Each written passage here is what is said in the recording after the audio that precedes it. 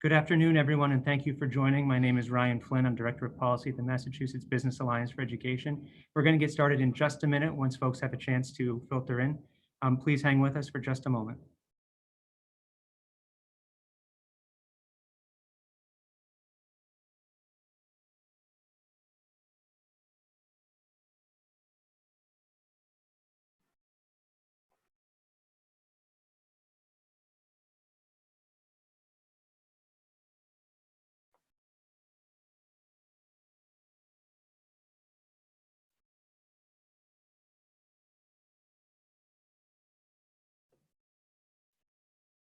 Thank you all for joining. It's my pleasure to introduce Jay Ash, President and CEO of the Massachusetts Competitive Partnership. Good afternoon, everyone, and welcome to today's event, Choosing a Return to Better. On behalf of the Massachusetts Competitive Partnership, I'm grateful that everybody is in attendance today. MACP is an organization of 16 of the largest businesses in Massachusetts. And what's different about MACP versus other trade associations is, in our case, the CEOs of organizations are required to participate. So when I have a board meeting, I have 16 CEOs from 16 of the largest businesses in Massachusetts participating.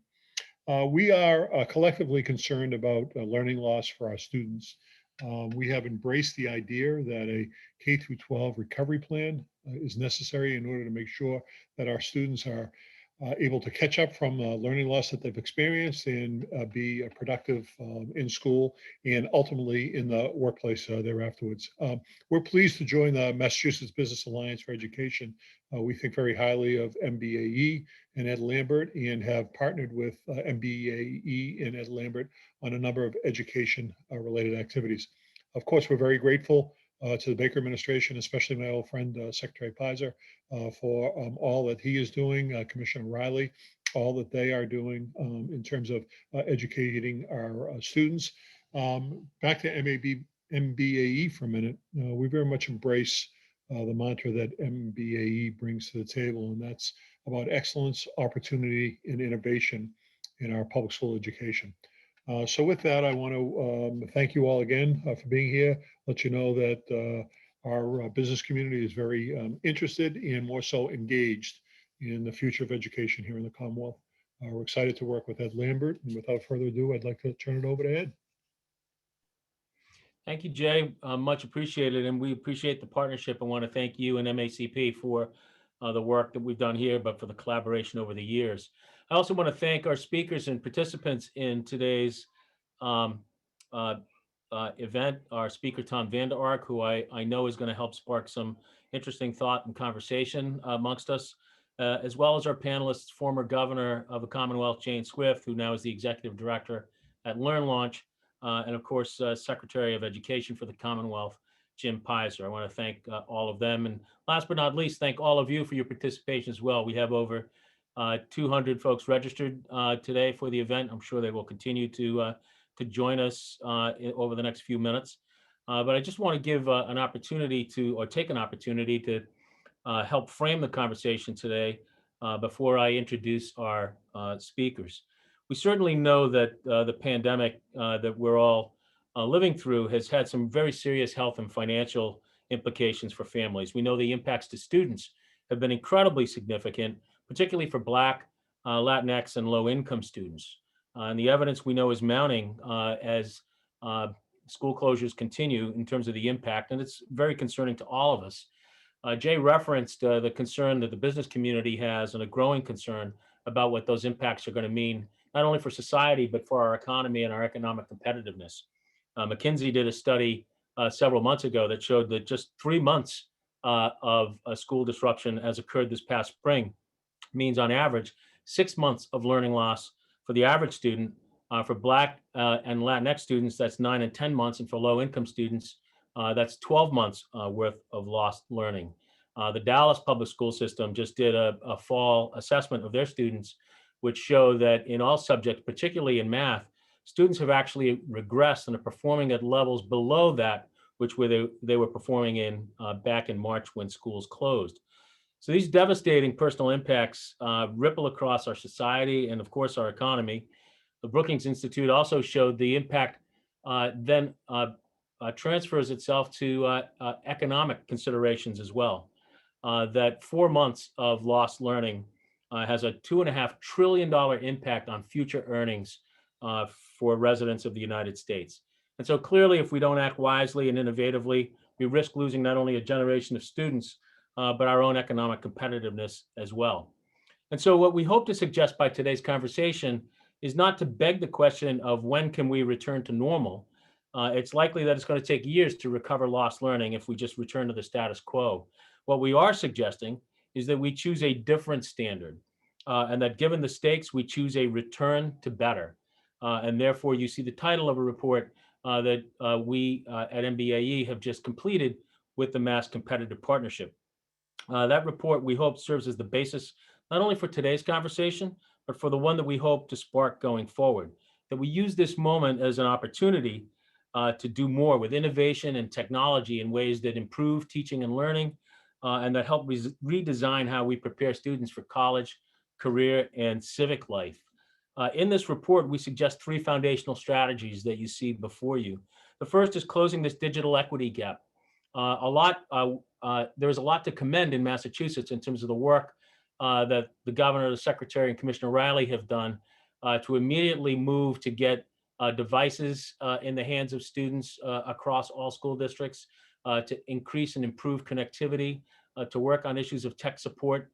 And while there's still more to be done, there's an awful lot that's been accomplished here in our state. We know this is good, not just to try to bridge the divide that currently exists and the impacts of remote learning on students, but for the longer term, for closing opportunity gaps and homework gaps, for accelerating and personalizing learning. Prioritizing college and career readiness, certainly the business community is very interested in terms of the impacts that school closures have had on these issues, and how can we take advantage of the opportunity possibly that the pandemic and the school closures present to us to redesign high schools to better align what is delivered in terms of educational content to the skills that students need going forward. And last but not least, of course, innovation and flexibility. How do we deal with issues of governance and funding? How do we remove the barriers to innovation and promote a scale up of the kind of innovative teaching and technologies that will make sure that we're making the most of the opportunity to the extent one exists, which we believe it does relative to this pandemic. So you will all, as attendees today, in the aftermath of this event, get an email from us. We are recording this event, and so you will get an opportunity to see it once again or pass that recording on, along with materials from our speakers, as well as a copy of this report. So we thank you for being with us today. We encourage you to offer question and answers in the Q&A function that you have. Our participants will either be able to answer them in real time, or we will try to curate them and collate them so that we can offer them on your behalf in the second half of this program. And now I'm very pleased to introduce our first speaker today, Tom Vander Ark. Tom is a nationally recognized advocate for innovations in learning, who's going to share with us many promising innovations. He is the CEO of Getting Smart, or as we say up here, Getting Smat. Tom advises schools, districts, networks, and foundations, along with learning organizations, on the path forward. He's the author and co-author of more than 50 books and white papers. He's published thousands of articles. He writes regularly on gettingsmart.com, LinkedIn, and contributes to Forbes. And he's also served as the first executive director of education for the Bill and Melinda Gates Foundation. And maybe most importantly, Tom, you served as a public school superintendent in Washington State and has extensive private sector experience. So it's a great pleasure for me to introduce to you someone who I know is going to help provoke some thought and innovation in our own thinking today, Tom Vander Ark. Tom? Ed, thanks so much for a generous welcome. Hello, everybody in Massachusetts. I wish I could be there in person. I really appreciate our hosts and panel that's responding today. Commissioner Pizer, I'm a big fan of his work. Governor Swift and leads LearnLaunch, I think the most important ecosystem engine in America. Greater Boston is really one of the most important innovation hubs in the world. The Massachusetts is a critical part of the American economy. It's been a leader in education and can be a leader in education innovation going forward. I just want to say thanks for everybody that has dialed in today. It says a lot about who you are and what you care about, whether you're a business leader, an education leader, or a civic leader. You've dialed in because you care about your community and you want to make it better. I deeply appreciate that sentiment. To Ed's introduction, I'll just add that I had careers in energy and technology and retail before becoming a public school superintendent. So I deeply appreciate the role of both the public and the private sector. I've had a couple attempts at philanthropy as well, and so appreciate the role that each sector can play. And my argument today is really going to be, it's going to be new agreements and new tools that move us forward. And in many cases, those new tools and new agreements are going to be partnerships of business and education. So I appreciate the gathering, the people that are gathered and the sentiment with which you're gathered. I'd like to share a couple of thoughts with you quickly. I've been spending the last several months thinking about the time that we're living in and the invention opportunity that exists during this period of time. And what I'd like to do is outline invention opportunities in three categories in the next 15 or 20 minutes.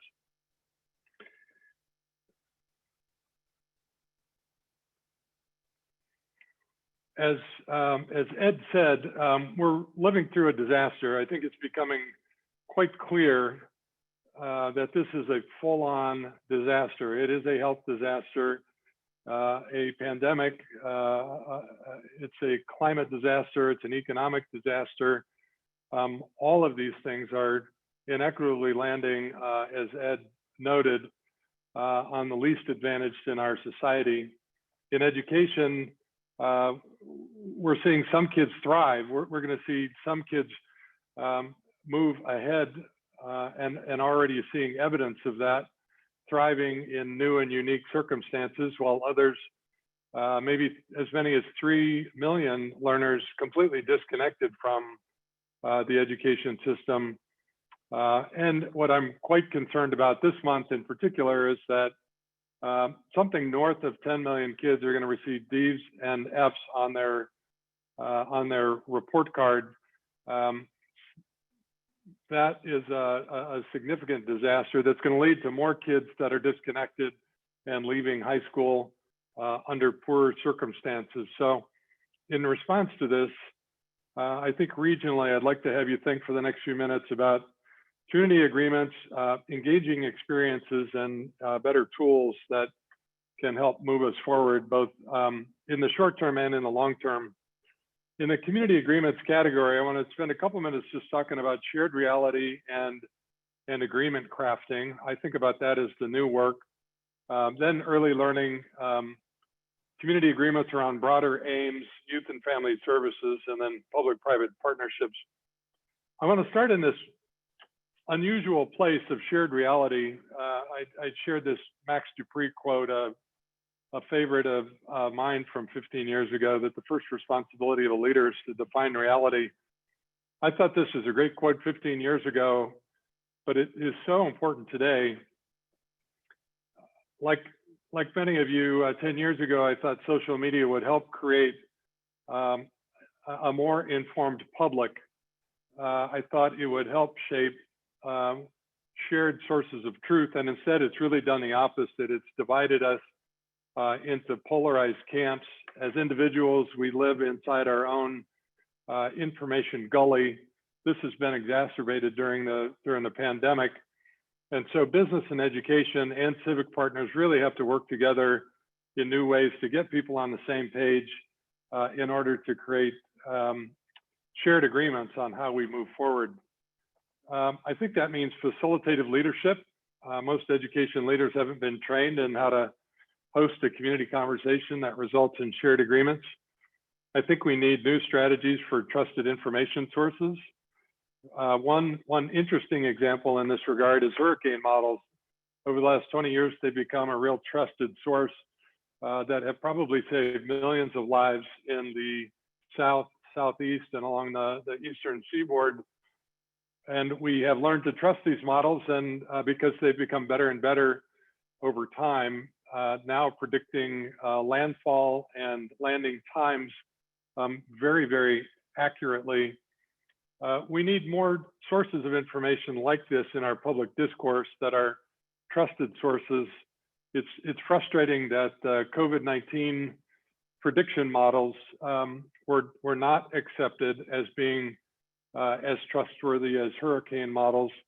I think business can play a super important role in this category of, with educators, of helping communities define reality so that we can create a new, get people on the same page with a level of trust that allows us to build a new set of agreements.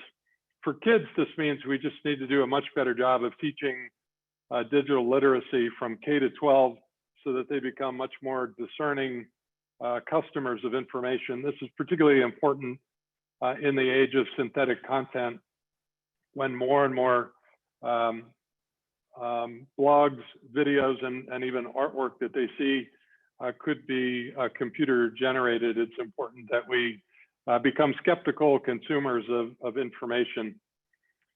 So starting with the shared need to get people on the same page, I want to give you a couple of education examples of states and communities that have come together around what I call broader aims. But this is redefining the purpose of education really around the skills that are most important for careers and for community conversation.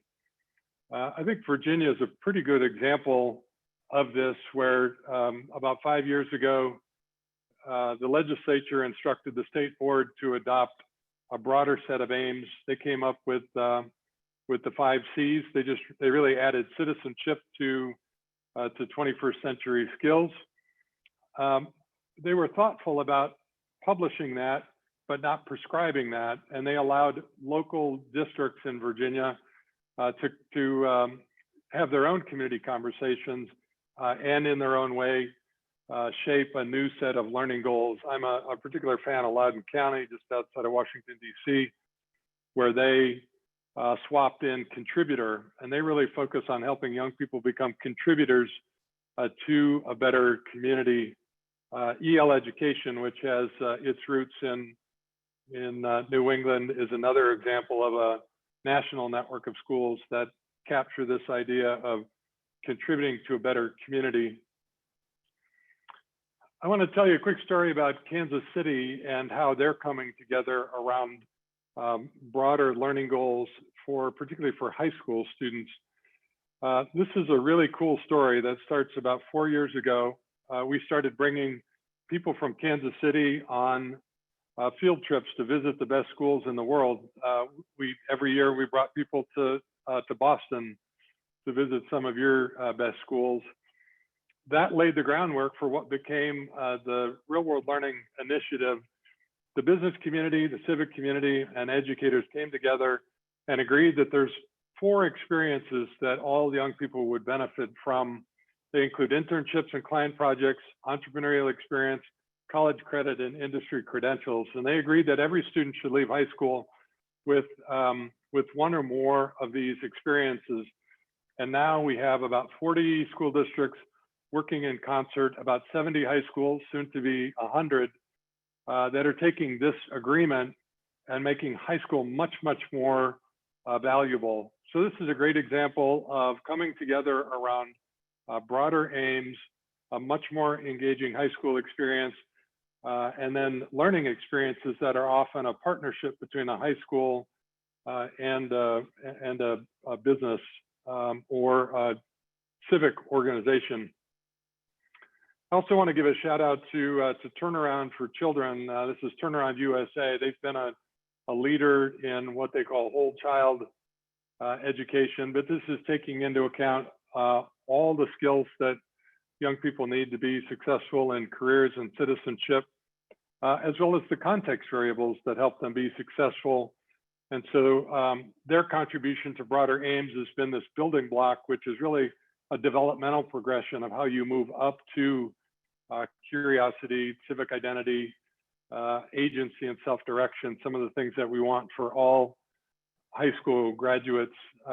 Next month, you'll see from this New York nonprofit a new set of learning goals that go along with this developmental progression. It's just one example of the kind of tools that exist to help you host a community conversation to redefine what's important in learning. I want to highlight the fact that one positive benefit from this pandemic is that many schools around the country have built new and powerful partnerships with their health and mental health providers, and they're getting good advice about getting kids back in school, which we know is critically important. One of the national leaders in this regard is the Ariadne Labs at Harvard. It's part of the Chan School of Public Health, and Ariadne has been a real national leader in providing schools and districts around the country important information about a healthy restart to school. They've been doing that through the Parabola project with our friends at the Learning Accelerator. But we deeply appreciate that. And we have a great podcast with Ariadne that ran 2 weeks ago, and they underscored the importance of getting kids back in school as soon as possible. Asif Bitton, who is the MD that runs the lab, said we know today there's a playbook for running schools safely, and we know kids benefit from being in school. And so we appreciate this Cambridge nonprofit and their national leadership. I'd like to make a couple of comments about learning design and strategies, short and long term, that our communities can use to advance learning. First, it's really important that we re-engage with young people as quickly as possible, whether that's in school or in an online format. The part of the education disaster that we're experiencing is that people took a bad high school experience and put it on video. And for a lot of young people, it's just awful. It's boring and of low value and low application. One of the best examples in the United States of how to engage students deeply is a 3-year-old lab school called One Stone. It's from a 12-year-old nonprofit in Boise, Idaho, that runs the best after-school program in the United States. And they were the leader in student engagement prior to the pandemic, and they've done a terrific job of continuing to engage students even in a remote setting through deep dives. These are areas of interest that students select, design labs where groups of students dive into a particular topic, and through an advisory program, part of which is called Living in Beta, which helps young people discover and live into their sense of purpose. So we think the combination of really strong advisory relationships and experiences and community-connected project-based learning is critically important. I'll add that with so many kids experiencing D's and F's, we'd love to see more Massachusetts teachers getting creative here in the last few weeks of school and helping them demonstrate their learning in new ways. And that might include ditching the rest of the curriculum and turning it into a community-connected project that results in an authentic demonstration like the one in the center photograph. We can also work together to create new school formats and do it very, very quickly. We're seeing micro schools and pods explode around the United States. Largely since the pandemic began at the beginning of the year, PrendaSchools.com has grown to 4,000 Arizona students. These are largely in at-home pods. Some are in community spaces. I love their learning model and the way that they encourage students to do individual skill sprints called Conquer, to work together in collaborative exercises called Collaborate, and then in project-based learning. So a great learning model that has really helped a lot of families personalize learning. San Francisco has been really responsive by working with Boys and Girls Clubs and the YMCA to create pods around their community. We're seeing a lot of pods form around online charters where those are available.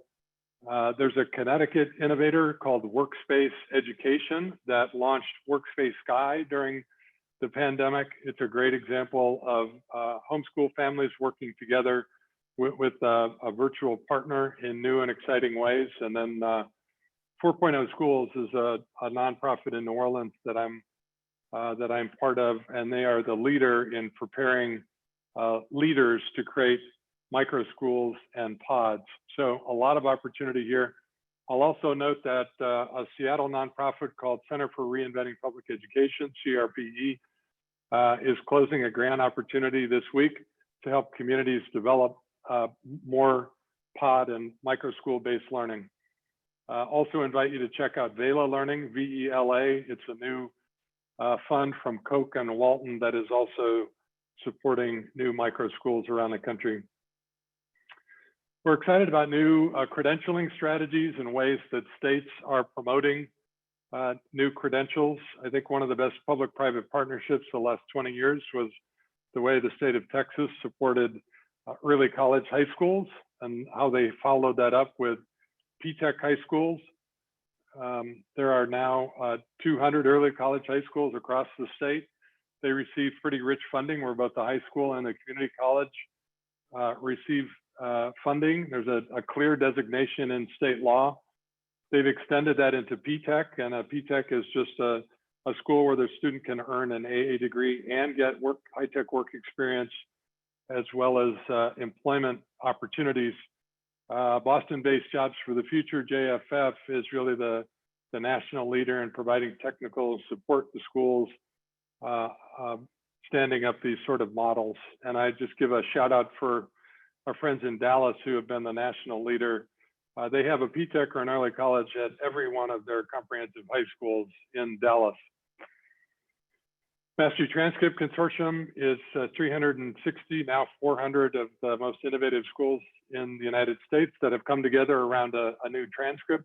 This is a super important development now because so many colleges are going test optional, and because a lot of states are pausing their testing.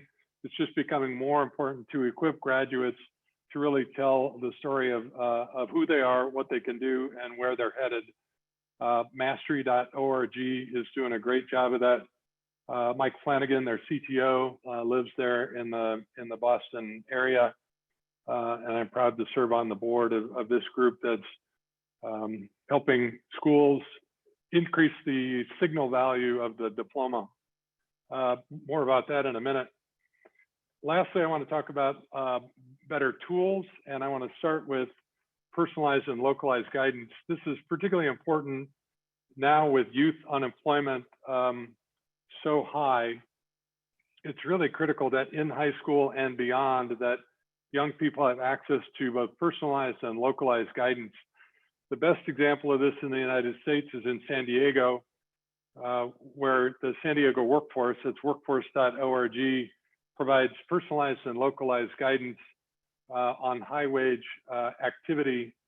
They have a new resource called My Next Move, and people can call up workforce.org and get personalized guidance that matches their skills and interests and zip code specific information about what the job opportunities are. Workforce is partnering with an East San Diego district called Cajon Valley, and they've actually brought this all the way down to middle school. There's a middle school career lab that they've launched together that provides two-generation guidance, both to young people and to their parents, and it invites both of them to imagine possible futures. Cajon Valley, despite being a K-8 district, has the best career education program in the country. Jane Swift invited them to to keynote last year at Learn Launch. You can learn more about that at worldofwork.net. Portable records is becoming increasingly important as young people are pulling education experiences in from multiple sources. We have to do a better job of helping them create a transparent and portable resource. Our friends at IMS Global have been a leader in this space for the last 10 years. Again, Dallas is a place where we have the best example of this in the United States, where Dallas County Promise has basically made community college free and widely available to every learner in North Texas. Their goal is to hit 60% degree completion by the end of this decade, and they're well on their way. It's a great data-run organization that's dramatically increasing the number of graduates and the number of graduates that fill out financial aid forms and then pursue higher education. They incubated a startup called Greenlight Credentials, which is a blockchain learning record that allows young people to build their own record and then permission that out to employers and gain access to job shadows and internships and work experiences from employers. They can also permission their record to North Texas universities and actually receive inbound invitations to attend. The Texas Commissioner just made Greenlight available across the state using some of the federal CARES dollars. We're really excited about the potential that holds for Texas learners to have better learning records. So those are three quick areas where I think there's both short and long-term opportunities. Almost all of them involve community agreements around new goals and new practices, but also a new set of tools, which often requires investment. I think by acting quickly, we can dramatically improve learning opportunities in 2021 and well beyond that, and look forward to your comments and questions.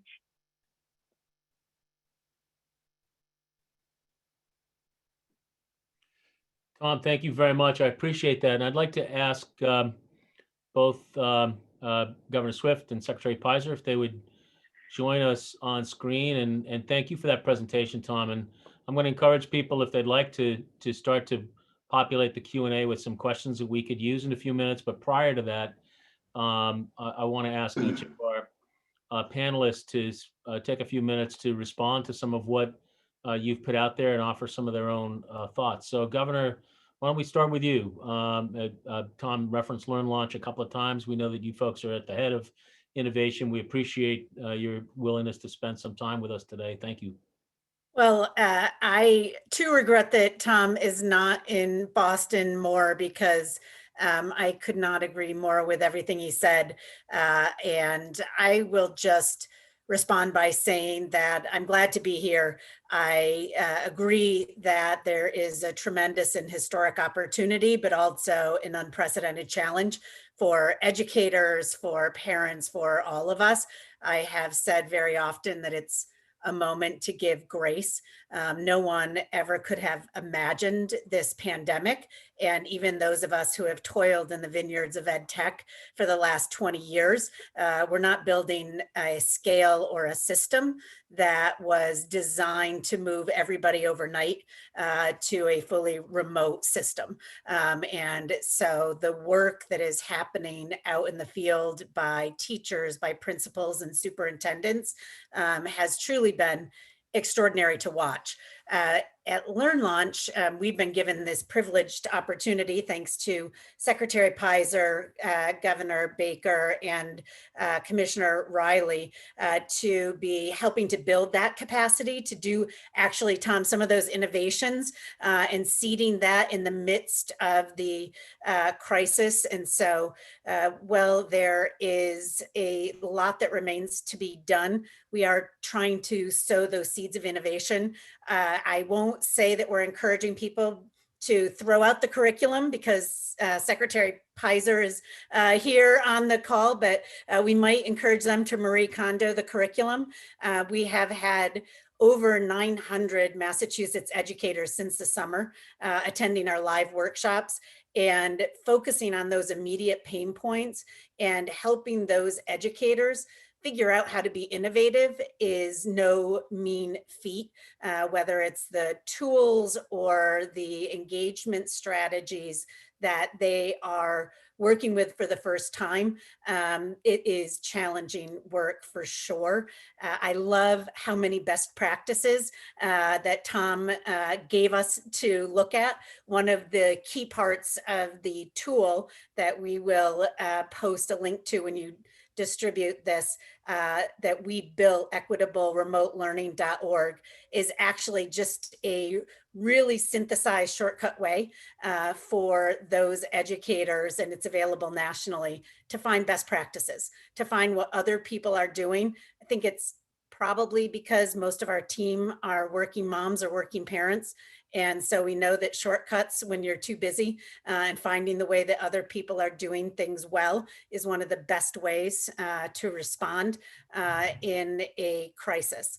I hope that Tom will be heartened to know that the two areas where we see a lot of focus well beyond early adopters, but by educators, superintendents, principals across Massachusetts, and now our work has taken us to Rhode Island, is in how to engage learners and how to better support educators. And the national expert who has been delivering that content is one of the deeper learning experts at Harvard, who is perhaps using that Marie Kondo expression, but talking about how you engage with students, build those one-on-one relationships. Yes, using technology tools, using innovation, but many of some of the tools and strategies that you have articulated to truly deepen and engage learning through a multitude of different strategies. And so I appreciate the focus, frankly, on teaching and learning. I too, as Ed said, applaud the state for tackling the access issue that is paramount and foundational, but also we need to remember that the reason for access and devices is for teaching and learning, and to provide a high quality educational experience for every single student. I also, I'm mad at Ed because he made me turn my camera off because I was jumping up and down when Tom talked about what I've come to call discordance, about the fact that absolutely the biggest public policy challenge we are going to face is learning loss, but do not discount the challenge teachers are going to face with this mismatch of skills. So Jim, the secretary, Secretary Pizer knows this, more parents homeschooling in Massachusetts than ever before. The chair of my board, Michael Horn, is one of them. His children are not going to have learning loss when they return to the public school system. We have not educated any teacher to deal with a student who is way ahead on a particular subject coming back into a classroom where there are other students who are on grade level or behind. But we are beginning to sow the seeds of innovation that will allow them to deal with those challenges.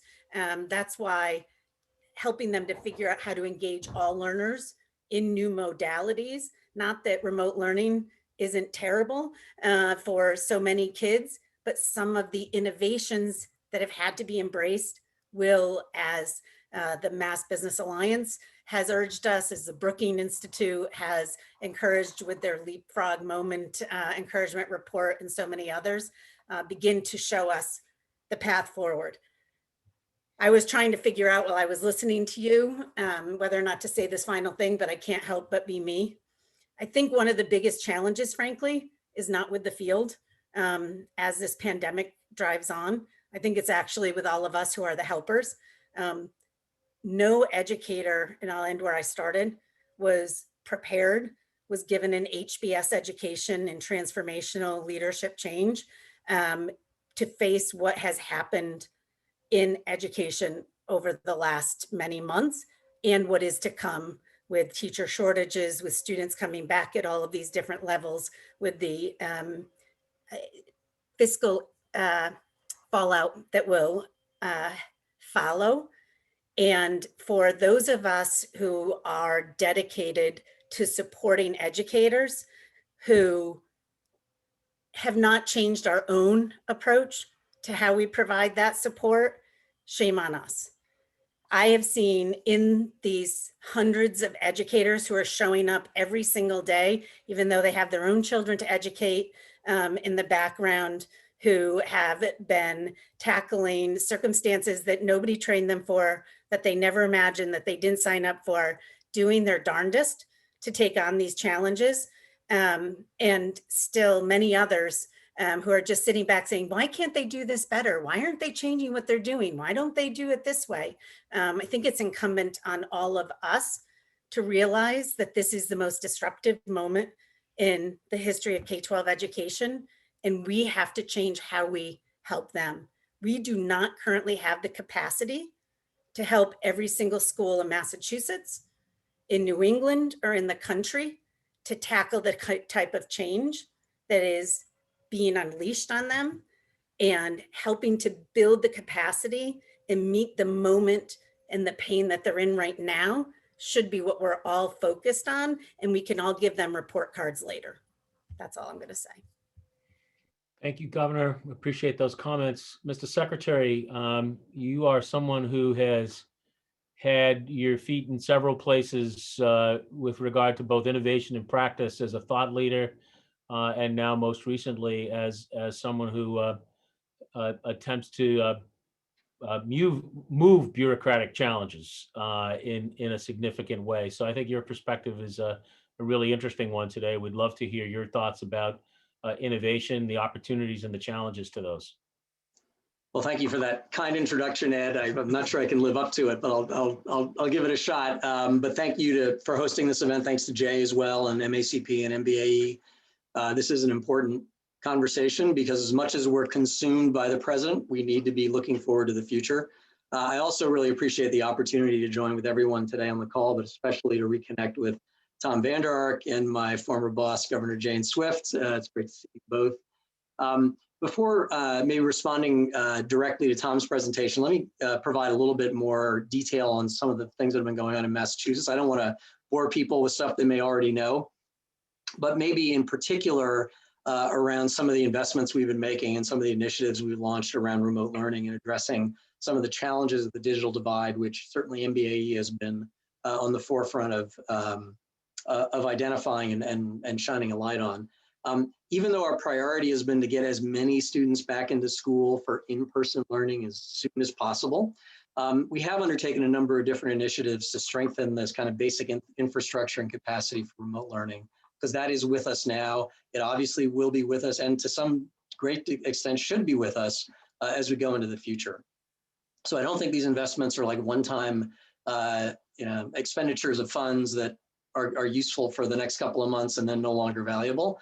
Hopefully we are laying a foundation that will be, that we can leverage and we can build on in the future. But as Ed mentioned, from a technology point of view, we've invested $33 million to help schools and districts acquire and distribute over, I think it's 21,000 HP Chromebooks, while providing students and their families with expanded broadband internet access, including signing a couple of statewide contracts with Verizon and T-Mobile to help districts procure additional hotspot devices. The governor has also earmarked about $200 million in COVID relief fund for school districts, which he did last summer, which could be used and has been used to reimburse districts for COVID-related expenses, including technology purchases that they themselves made when schools closed back in March. And this is in addition to more than $700 million in general COVID relief funds that's been allocated to municipalities, which could also be used towards reopening costs, technology costs, anything COVID related and school related. Beyond these hardware investments, of course, DESE has also been providing educators with ongoing professional development focused on planning and delivering remote learning, including, importantly, support for the work of LearnLaunch here in Massachusetts, which has obviously been critical to all of this work, because as the governor mentioned, having everybody with a computer and with broadband access doesn't create learning. That doesn't happen by itself. It requires a teacher who knows how to take advantage of those tools, who knows how to use the modality in a way that actually makes a difference for kids. So trying to provide some of those supports, and I will tell you at the outset, it's inadequate to the scale of the challenge, as the governor mentioned, but it's a start, and hopefully we're propagating some lessons learned and some practices that will grow over time. The department has also entered into a statewide contract with Edgenuity and the Florida Virtual School to enable districts to expand their online learning options. The governor has sort of added additional resources, grant funds to districts to enable them to make use of these platforms for students who are really unable to attend school in person during the pandemic. And then there have even been additional resources made available for expanding access to online AP courses.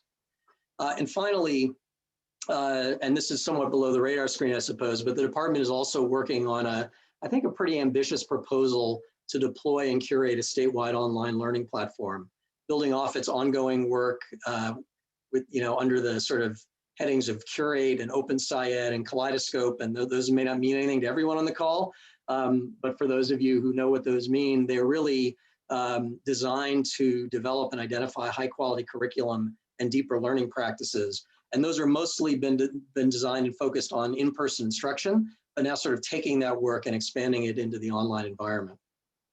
We did apply unsuccessfully for a federal grant to support this work, but we are exploring alternative options as we speak.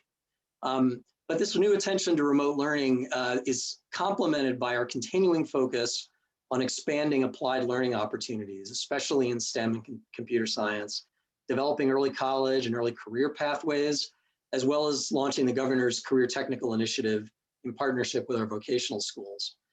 All of these efforts are designed in partnership with employers. They're aligned to industry credentialing standards. They include effective college and career counseling and incorporate internships and other work-based learning experiences.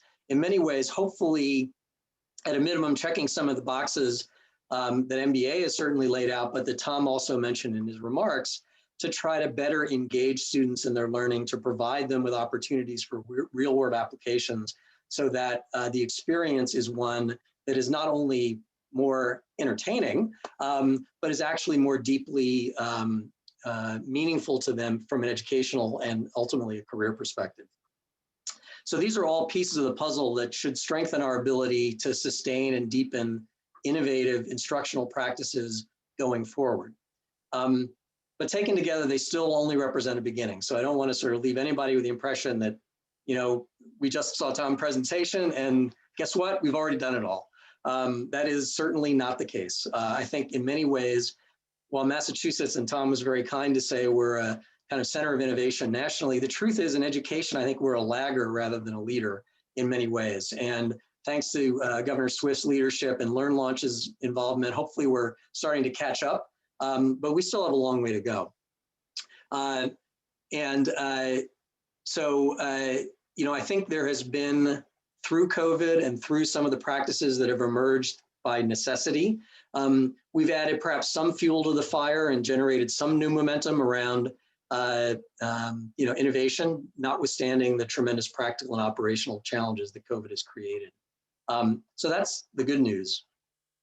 The less good news is that the past 9 months have not magically broken down barriers to innovation or somehow created an intentional or strategic inflection point in the way we deliver K-12 education. I think as Jane Swift just noted, people are dealing with a whole lot of stuff, and they're doing the best they can. And to the extent they can do some things and take some incremental steps forward, that's a huge win. But this has not been a sort of a major sort of shift.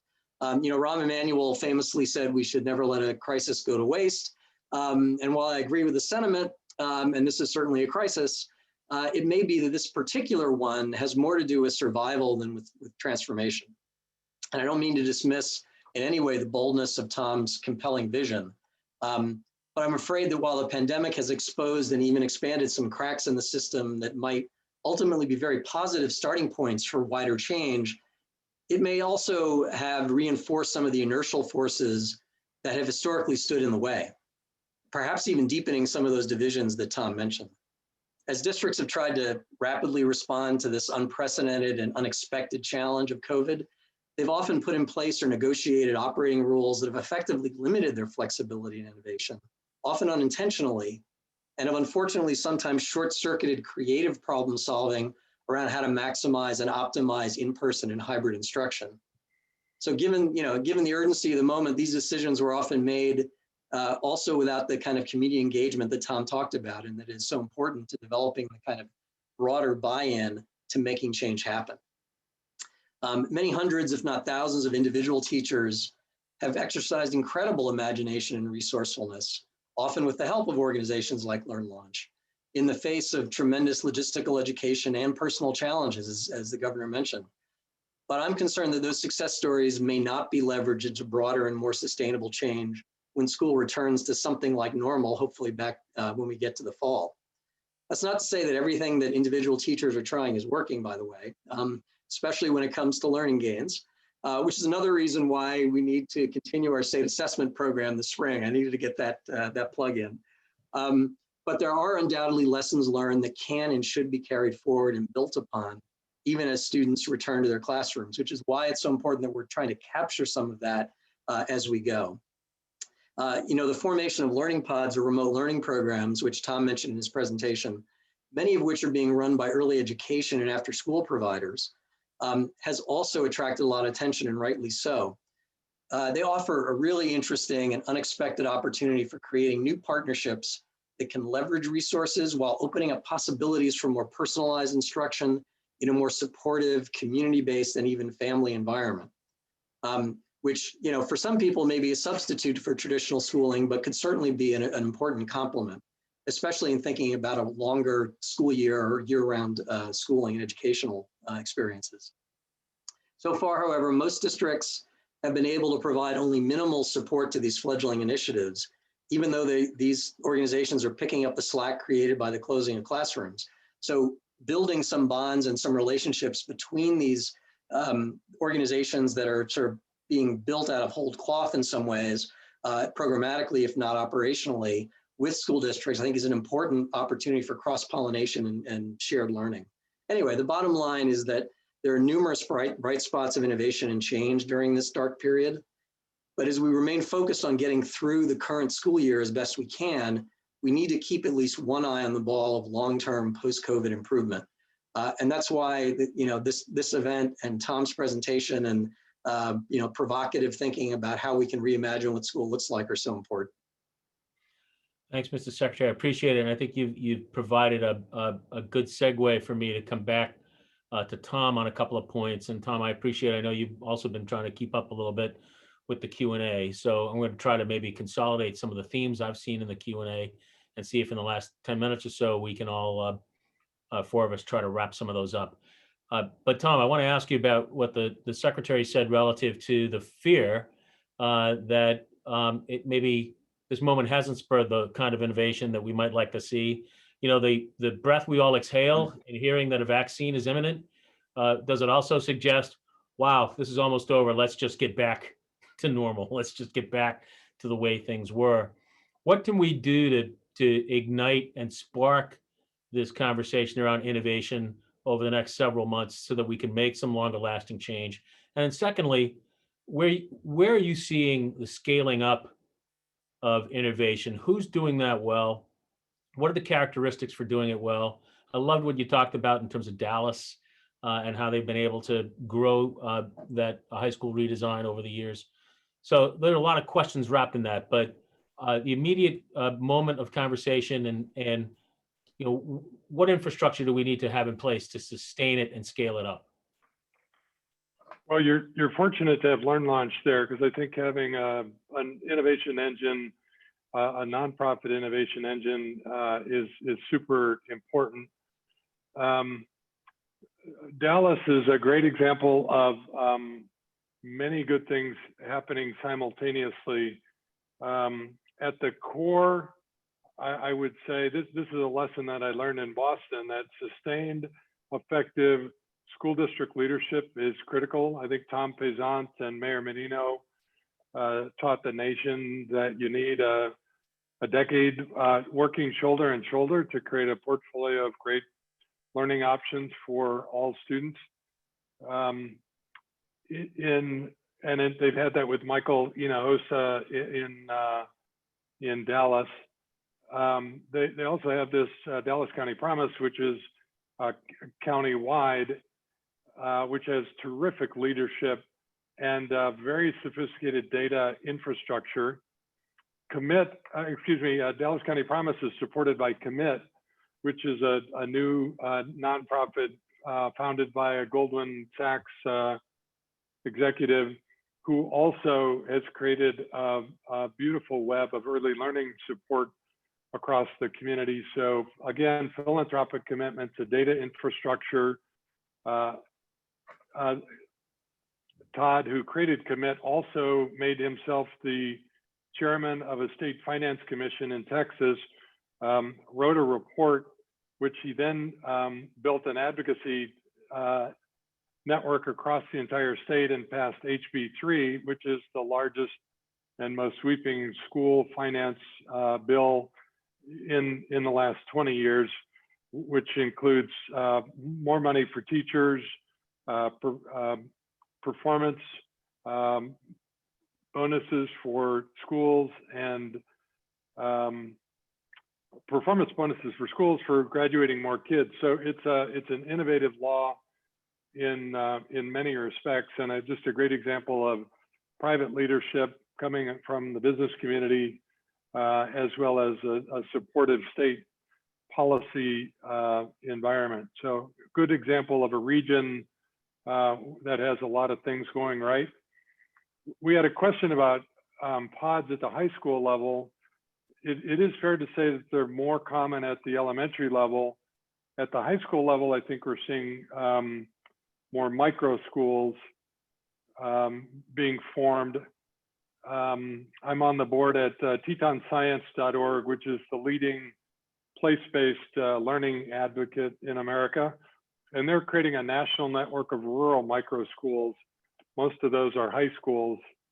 I think, I know I'm guilty of often thinking about urban challenges and not frequently enough about rural, but like Washington State, where I am, you have a lot of rural challenges as well. And I'm excited about the potential to create hundreds, if not thousands, of new rural micro high schools that are schools that could be 40, 60, 80 students that often are connected by a network that might be in a hub and spoke around other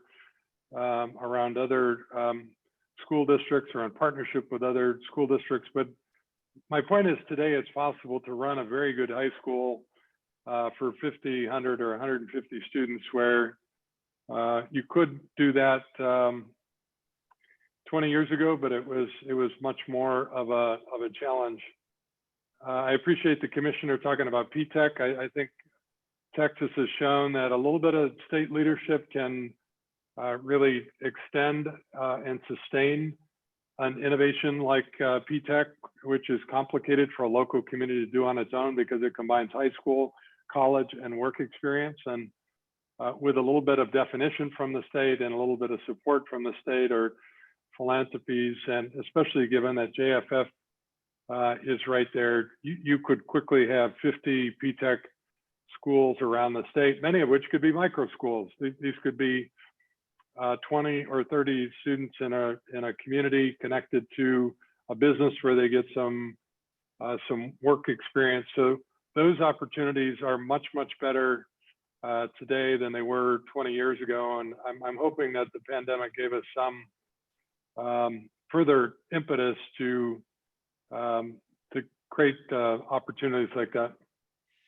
In a couple of minutes we have left, and again, I thank all of you as well as our attendees We're pretty close to time, if not up, but let me offer just 1 minute to each of you to kind of close out and let me ask you this question. 2 or 3 years from now, what might you imagine is the one most promising and maybe innovative practice that we could develop from this period in time? Mr. Secretary, we'll start with you. I was hoping you wouldn't do that, Ed. So I hesitate to name one. One or I two. will, I don't mean to sort of ride my own hobby horse on this, but I do think high school has probably been the most impervious part of our education system when it comes to change. Yeah. I think there are, in some ways, sort of an unlimited number of specific innovations or changes that you could think about and advocate for. But I think the idea of creating these more coherent pathways through the high school experience that is a spine on which you can connect a variety of different kinds of learning experiences that move you forward towards college and career, so that it's a much more diverse experience and one that can be either modularized or personalized in ways that are both much more productive and engaging for the student, but also, I think, much more effective just from a learning outcome point of view. Mhm. That the ability to really prepare a student for college, for example, really, especially students who aren't necessarily on a college track or don't have families that are highly educated, requires really an experience of college before you get there. Similarly, around work and career, for students who are underrepresented in so many fields, especially in STEM, you need to create that kind of both role modeling as well as experience while they're in high school, while they're still capable, if you will, of seeing their future and envisioning a path for themselves that is different from what they might kind of be able to imagine on their own. High school needs to be transformed in that way. So they're really kind of experiencing their postgraduate life while they're still in high school. And that, by the way, may be something that needs to extend back into middle school to get sort of the right on-ramp into it. But I would say that's sort of the area. I'd be more focused on secondary education, thinking about pathways and trying to figure out how all these other pieces fit into it. Great answer under pressure, Mr. Secretary. Thank you very much. Governor. So I'm gonna, at the risk of inciting another Shays Rebellion, I am gonna hope that all of the investments and the new capabilities that we've built, some of which have been hard won, with things like video collaboration tools like the one we're using right now, that we get over how painful it's been and embrace how they can revolutionize and make learning deeper, more engaging, more project-based. So not just some of the tricks of the trade. So I'm going to show you, my team is going to hate it. We have taught hundreds of school leaders how to do wonderful things like this. My daughter's, if she's watching, is dying. But more importantly, you have authors who can come into classrooms for elementary school children and give them an idea of how they built their storyline. You have world famous scientists. I used to work with Sally Ride, how she would have loved Zoom and be able to tell her story that was so captivating, not just to the hundreds and thousands of little girls who she talked about going into space, but imagine if today's astronauts can now come and give that story, which they can, to thousands of girls and thousands of middle school students around the country. We can use teachers differently when you can do peer collaboration.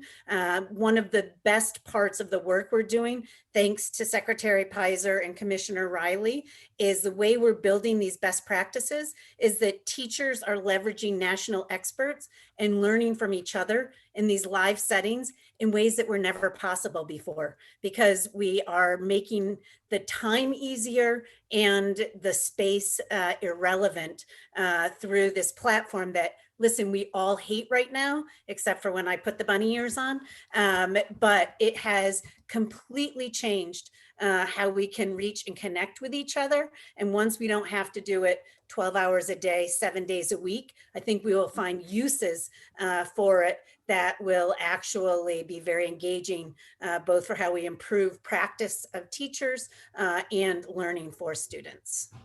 Thanks, Governor, and thanks for the Western Mass historical reference. We appreciate it. And Tom, you get the last word, if you can. What do you think is most promising? What might we expect in a couple of years when we look back? Well, there was a question about are any of these innovations in other parts of the country relevant?